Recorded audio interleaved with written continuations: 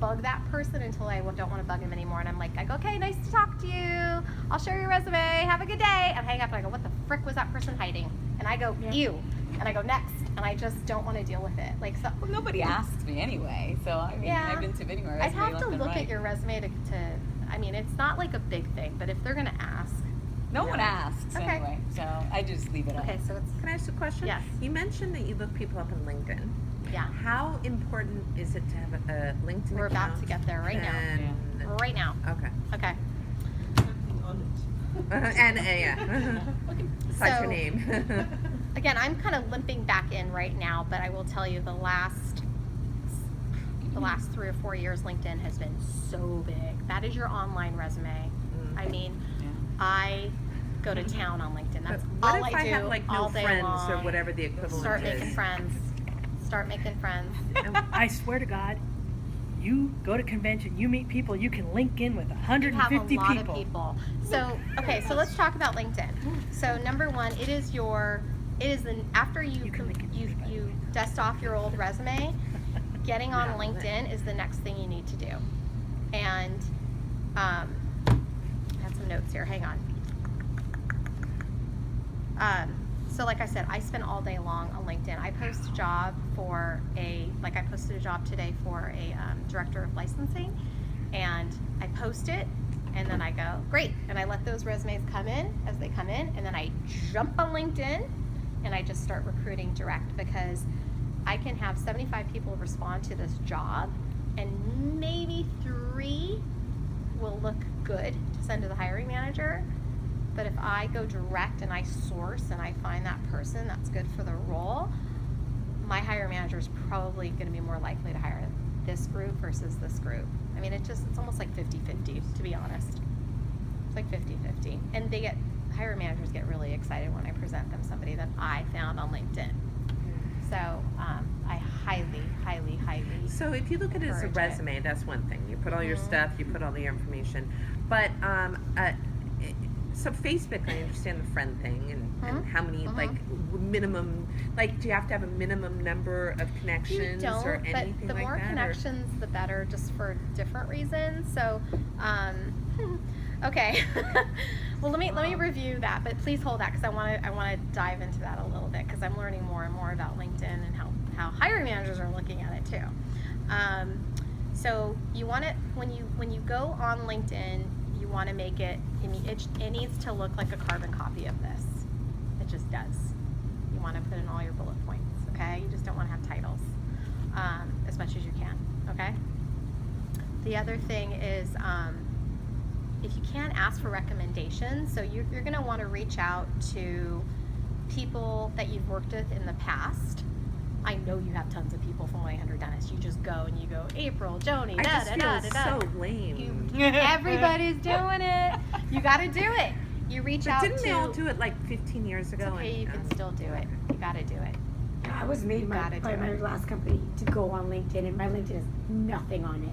It has like where I graduated and my last job, because I was like, this is ridiculous. I'm not gonna put all my shit up there. Yeah. And then now I'm like, maybe I gotta put my shit up there. Yeah. I only like updated it because it was like with my old work, the email, so I had to put it in my new work because I have no access to that old work anymore. So it's really important. Don't get frustrated and get off. Make sure it's good. Okay.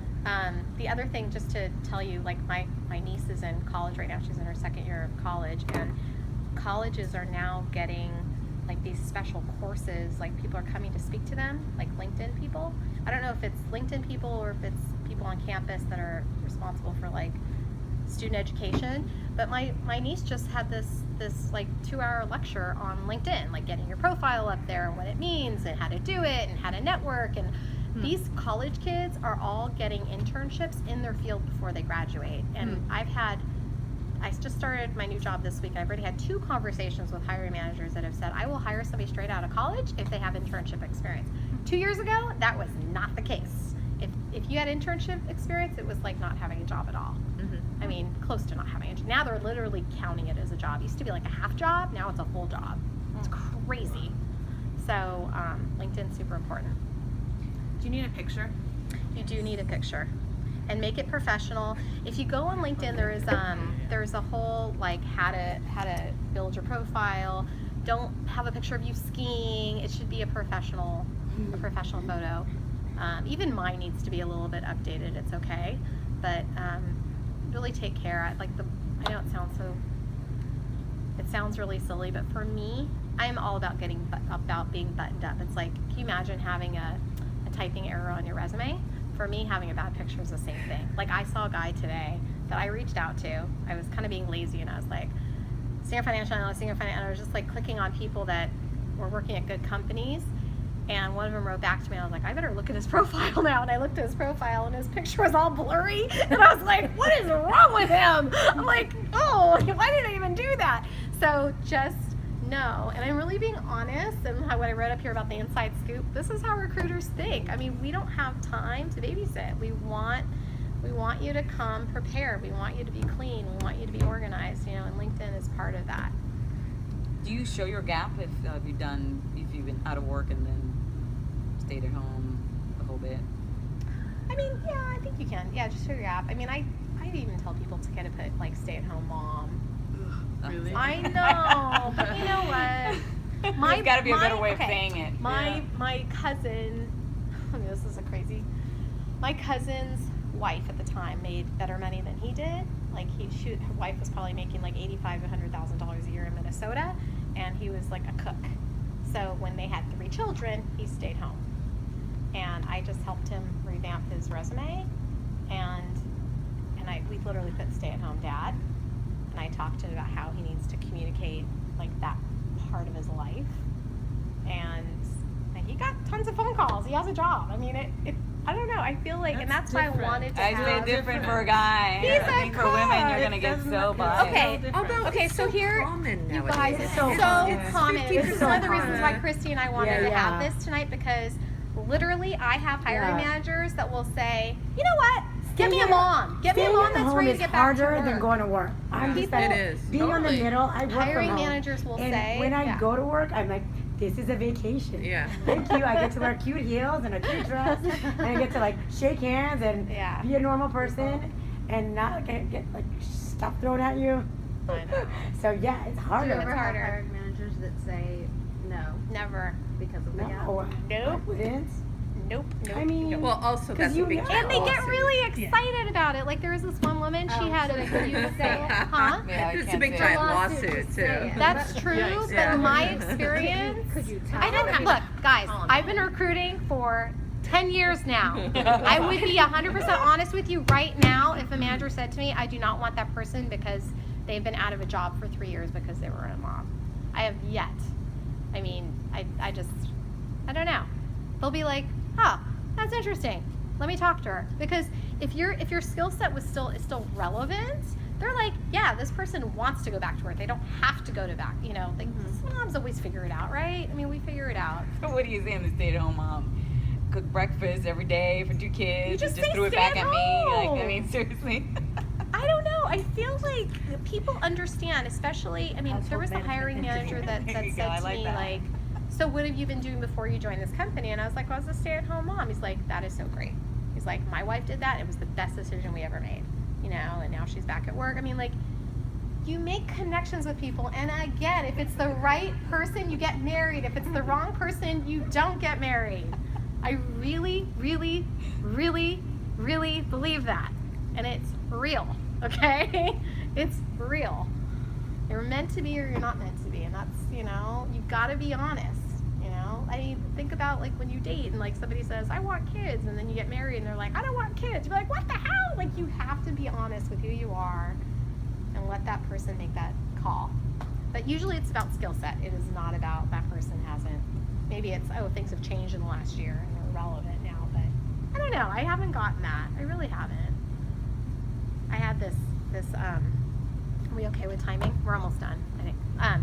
There's this, he was an SVP of PR at Sony in the film department. It was probably the hottest job anybody could get, was to be his assistant, because he had promoted his last assistant to a manager of PR. And this is like the guy that walks the red carpet with the stars. I mean, like Nice. really, really cool, right? These assistants. But now as a manager, you start, I don't know his job, but like I guess he's more like on the deal side and the contracts and whatever. So this SVP was like, whoever wants to be my assistant, just like, let them, whoever the right person is, just let them know that as you're recruiting, like, people that have worked for me have gone on to become big executives at other studios, and it's this huge opportunity. And he kind of joked around. He goes, so basically I need somebody that has no life, has maybe 2 cats at home and has no life, right? And I said, I think my mom's available. Like, I was totally joking around. He goes, speaking of your mom, I will take a mom. I would be happy to take a mom. He's like, because they'll be here, they want to be here, and they'll get it right because they multitask at home and they can multitask here just fine. So think about who he gave me 2 types he would be willing to hire. That hungry, I want to be, an SVP of publicity one day, versus I'll hire somebody that just wants to be my mom here in the office and just run my life. So it does happen. Okay, so LinkedIn, huge.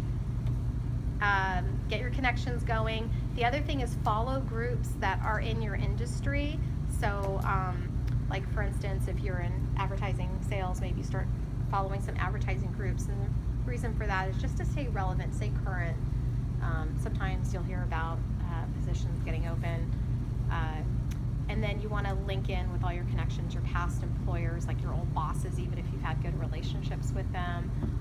I've connected with old CEOs, even if I didn't work with them on a day-to-day basis, because of who they're connected to, and that can all come back to you, because when you're ready to go with your own job search, you can start looking at companies that maybe you want to target, and you can see, okay, that, maybe this recruiter is connected to a colleague of yours that you've worked with in the past. So it's all about connections. That's why it's better to have more, because you can only, with LinkedIn, I think you can, I forget what the basic account is because I have the robust account. I think you can go back to 3rd connection. I don't know, I can't remember now. Premium? A regular. Oh, a regular? basic. 2nd. Okay, so there's different types of accounts you get. The free accounts are basic, and then premium you pay for, I forget, like $30 a month or something like that. 30, yeah. It depends on. And then, so with basic, you can only send like 3 emails to people. If in-mails, excuse me, in-mail. I was saying emails because they're called in-mails, but they're emails. A Is month. a basic account fine?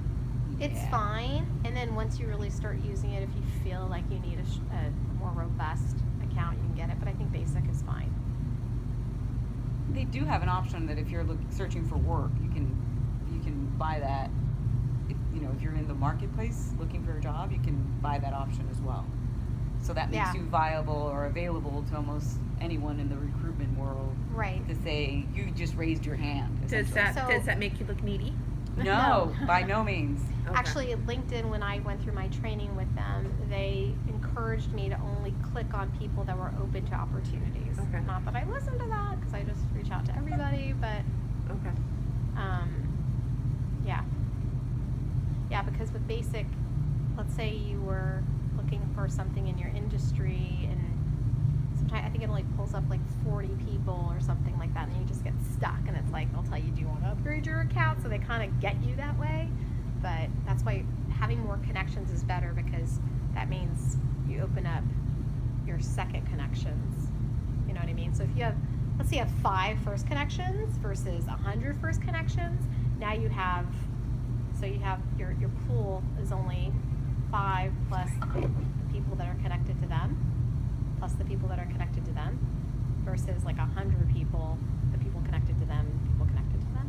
Does that make sense? I hate to say, but it's like going back to dating. If you sleep with one person, I'm kidding. You can get this disease, but if you sleep with 100 people, you get all these diseases. I'm kidding. But it is kind of like that. Please beware of computer viruses. And then speaking of, If you don't circulate, you won't accumulate. there you go. That's a There you good go. one. And then speaking of, in terms of job posting, so companies, there's companies of all sizes, right? There's companies that have 5 people, there's companies that have thousands of people. The companies that have, let's say 5 people, you're probably going to find those jobs on like a Craigslist, right? Or maybe companies that have 200 people, you're going to find them on Craigslist. So I still think Craigslist is a good option for certain job functions, or just kind of seeing what's out there if you're you're not looking to get back into big corporate, America. But LinkedIn, because companies have to buy job slots. So for instance, even companies like Fox and Sony and Disney, they only have so many job slots. So, so let's say a company buys like 75 job slots, but they have 150 jobs open. You're only going to see 75 of those on LinkedIn. Does that make sense? Yeah. So if you're interested in a company, I always recommend going straight to their website. But also, I don't know, you just really have to take a multi-prong approach, right? So maybe you start on the LinkedIn and you go through who's posting, what jobs are open, then you go straight to company websites too that you're interested in, see what they have open.